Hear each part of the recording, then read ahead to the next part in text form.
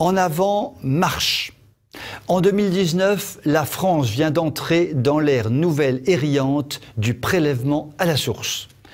Nous avions eu le plaisir de l'apprendre grâce à une missive postée dans nos boîtes aux lettres et signée de la blanche main de Gérald Darmanin. Nous le découvrons maintenant sur nos bulletins de salaire. Appelons les choses par leur nom. Le prélèvement à la source est un gigantesque tour de passe-passe informatico-administratif qui permet d'alimenter au mois le mois les caisses de l'État, au mépris total de la sacro-sainte transparence dont on ne cesse de nous rebattre les oreilles depuis tant d'années.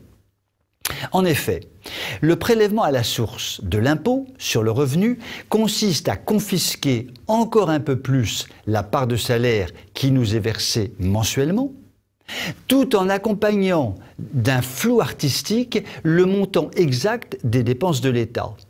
Cette mensualisation, finalement, arrange tout le monde du côté de l'État, car tout cela est noyé, finalement, dans un prélèvement qui devrait, à la longue, apparaître assez indolore, entre guillemets, façon de parler, car tout de même, le prélèvement sur les bulletins de salaire est assez massif.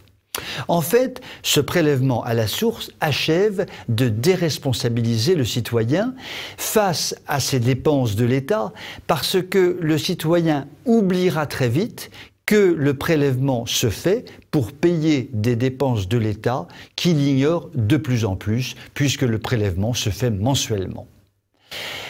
Nos grands dirigeants réformateurs ont été très fiers de leur innovation. C'est pratiquement la plus grande innovation du siècle.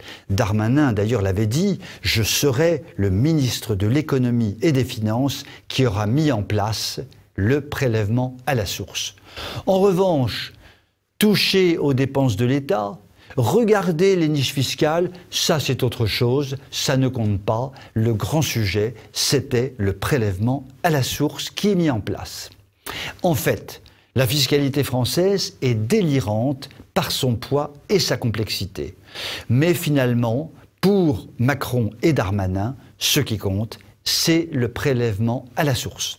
Nous restons à l'heure actuelle terriblement prisonniers de cette conception française de la solidarité qui est complètement antinomique avec nos libertés.